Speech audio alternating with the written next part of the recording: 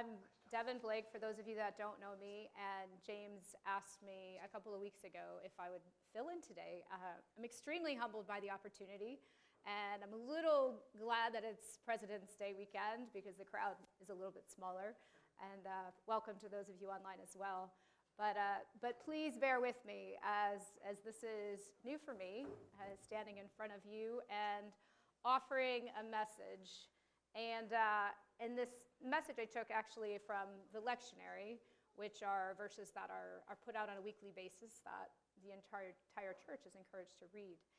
And I'll just start by saying, I was talking to a friend this week, and she's been in the same house over 30 years and been to several different churches.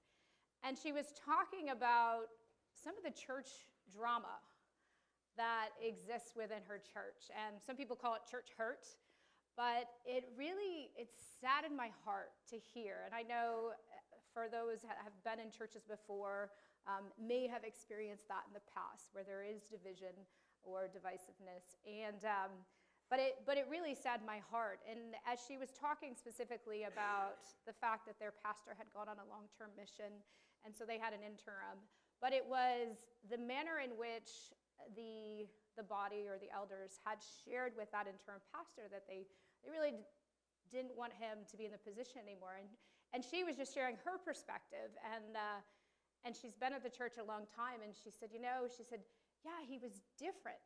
Like his preaching style was different, but he was really good. And so I, as I was thinking about that, and then when I read the lectionary, I thought, wow, this really ties in and isn't really much different today than it was back in the time of Paul and Corinth. So we're going to turn, it'll be up on the screen. I'm going to talk about strength through difference. But what'll be up on the screen is 1 Corinthians 3, verses 1 through 9. Brothers and sisters, I could not address you as people who live by the Spirit, but as people who are still worldly, mere infants in Christ. I gave you milk, not solid food, for you are not yet ready for it. Indeed, you are still not ready. You are still worldly, for since there is jealousy and quarreling among you, are you not worldly? Are you not acting like mere humans? For when one says, I follow Paul, the other, I follow Apollos. Are you not mere human beings? What, after all, is Apollos? And what is Paul? Only servants through whom you came to believe, as the Lord has assigned to each his task. I planted the seed, Apollos watered it, but God has been making it grow. So neither the one who plants nor the one who waters is anything, but only God who makes things grow. The one who plants and the one who waters have one purpose, and they will each be rewarded according to their own labor. For we are co-workers in God's service. You are God's field, God's building. And what struck me was the tone of Paul's message. And I'd like to provide a little context around that actual message itself. So Corinth, I think we have a map coming up, but Corinth, I have a map. Okay, so I will visually describe Corinth. So Corinth was basically, if you can picture modern day Greece. So Greece being a country that has a lot of islands. There's an isthmus, which is a narrow body of land between northern and southern Greece. And so this isthmus was actually called Corinth, and it was just a stretch of narrow land. And there was a canal that went through it. Now, there were many merchants and seafarers that liked to go through this canal versus going all the way around Greece. And again, from a geography standpoint, you've got the boot of Italy off to the west, and you've got Turkey off to the right. You've got Albania, Bulgaria, modern day, up to the north. So then you've got Greece, and you've got this isthmus. And so Corinth, at the time, was a huge cosmopolitan city. So a lot of commercial traffic that was going through. Just to contextualize, in 146 BC, it was a Roman colony. It was destroyed completely by the Roman Archaicus. And so it took about a whole century to rebuild Corinth as an isthmus and to become that cosmopolitan city that it was. Excuse me. So at that time, so Paul this was his second missionary trip. So in his first missionary trip, he had actually focused a little bit further east in what's modern day Turkey and Syria, and then he moved a little bit west, and now he's going to Corinth, which is west in Greece, and it's just west of Athens. And so as Paul's coming through, it's about 4950 AD, so after the death of Christ, after the birth of Christ. So 4950 AD, when Paul's going through.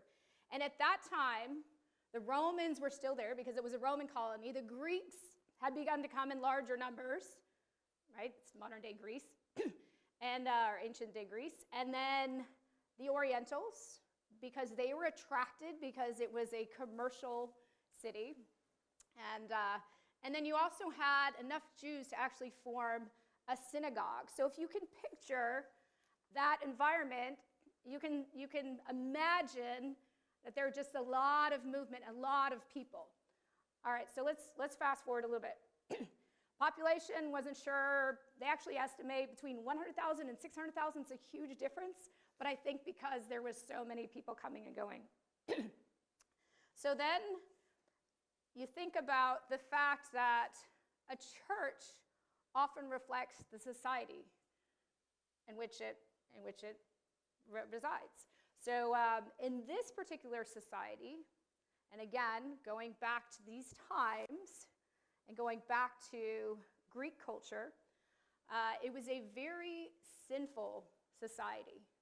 Sinful by our terms today, but maybe not, with regard to the fact that there was a lot of unashamed immorality. So incest was fairly common. There really wasn't, when it came to marriage, their Christian views were actually of marriage that they were learning were actually rooted in this immorality. And then idolatry was very common. And so the worship of idols. And so when I was reading about this, I thought, golly, okay, so this is the culture. Why are they, and I would say, why are they going to church? But gosh, it would seem like if that's their lifestyle, then it wouldn't quite match with church. But also important to understand was the fact that religion was such a part of the daily life. And I think that's changed a lot in our culture today. But religion was so important to them. First, they believed that if they went to church, if they were religious, they would have better lives while they're alive. But the gods and the goddesses, because they worshipped gods and goddesses, they would take care of them after their death. So for them, there was purpose in going and sitting and attending, and it wasn't necessarily altruistic. So they, as an example, Hestia was a goddess of sacrifice. And so often in their homes, even those that were converts would still worship to the altar of Hestia, which is a hearth, and worship to the god of sacrifices. And you think about the Greek myths and the legends. I think it's 9th grade history when they study, is that right? Reading the Odyssey, the Iliad and the Odyssey. And whether you're studying Icarus or Oedipus, reaching way back, a lot of those myths and legends we've learned, but that's what they believed in and they held true to during that day. So as Paul was teaching them, he stayed for about 18 months, and then he was followed by Apollos. And so Apollos, when he went into the church, Apollos was very well read from a scriptural standpoint. He was extremely articulate. He had a very different preaching style than Paul did, right? Paul founded the church in Corinth, like I said, 4950 AD, and then stayed there for about 18 months and just invested into the church with everything he knew. And then Apollos came, and again, different preaching style, but very well grounded. And what happened is word got back, because at this point, after the 18 months, Paul moved on to continue his mission trip. Word got back, all these merchant ships, so word traveled quite quickly, not in our today's standard, but got back to him that there was divisiveness, division within the church, because there were groups that had loyalties to Paul and his teaching while he was there, and then there were the groups that now were loyal to Apollos, and then Peter came, and the same thing happened. So Paul essentially, in his letter that we just read, is rebuking the church for this division. And what he's recognizing as that they have loyalties to the person versus to God.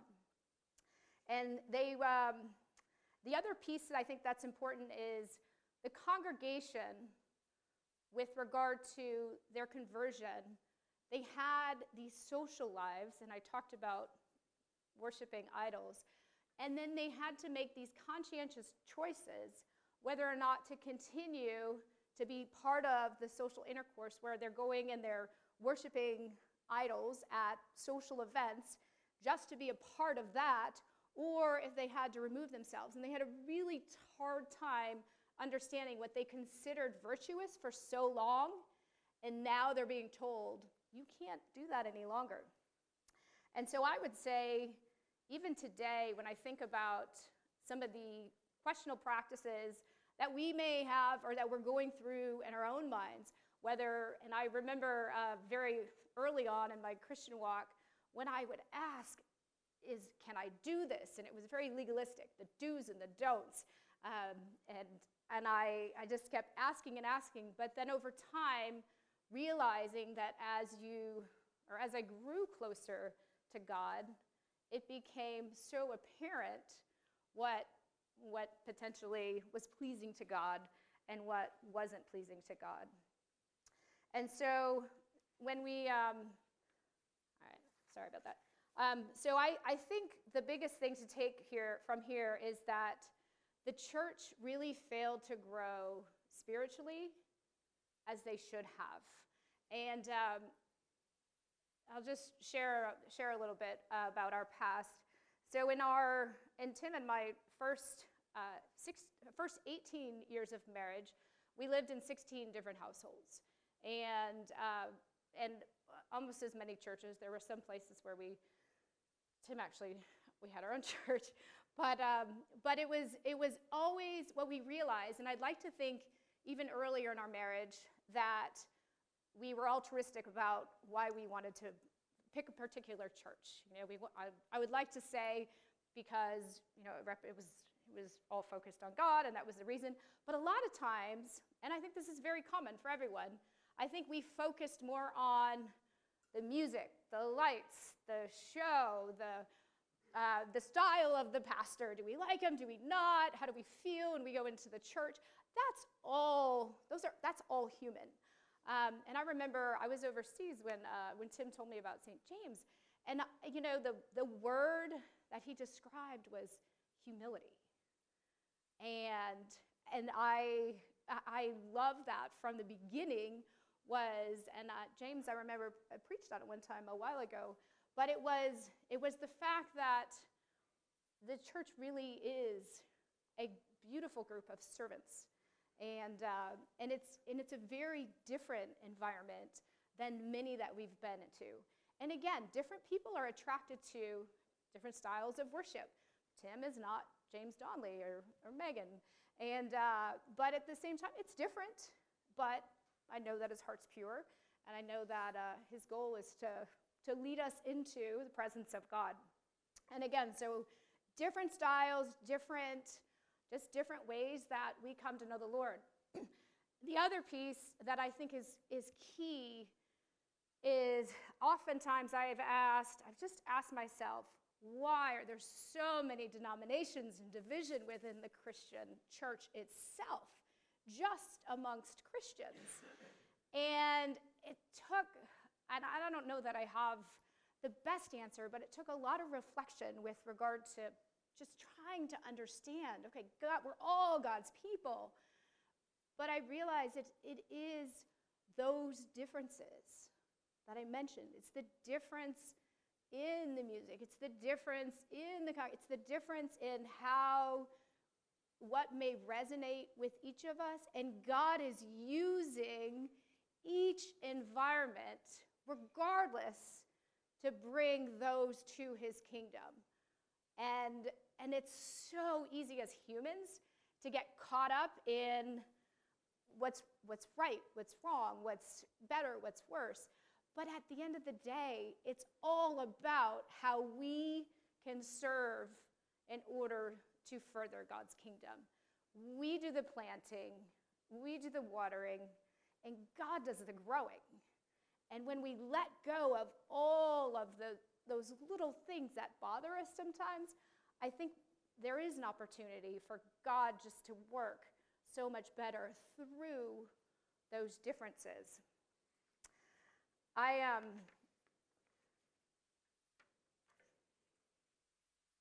just lost my train of thought, sorry. I was thinking about the phrase, thy kingdom come, and I thought, often, is it my kingdom come, or is it thy kingdom come? And I think, as mere humans, as Paul put it in his letter, I think we are respecter of persons. And I often think, if somebody famous walked in the door, would we treat them differently? Should we? Well, I think the answer is no. But when you look at Christ, we say he's not a respecter of persons. But Tim pointed out to me, he said, actually, Christ is a respecter of persons. He respects the meek and the humble and the servants. And when we think about, again, those around us and how we view the differences amongst people, are we casting false judgment? And it's a hard question sometimes, because I think, quite frankly, even myself, it really is so easy to just make a quick snap judgment when you may not know anything about that individual. And every single person has experiences and a story, and it is so worth it to take that time to recognize some of those differences and then to build upon that. And again, potentially be that individual that plants or waters and allows God to grow that seed. So I think there's a lot of challenges that stem from Paul's letter and that are so applicable in the modern day church. And I think recognizing that our divisions are not what's best for God's people, but at the same time recognizing that if we can take that one message of the crucified Christ as our own tenet for measuring the church versus all the other stuff, and look at what type of servants we want to be, where we want to serve, and how we want to serve, how we want to give to one another. And I think it'd be really awesome if we all just allow the differences that we have to glorify God and then watch him do the growing.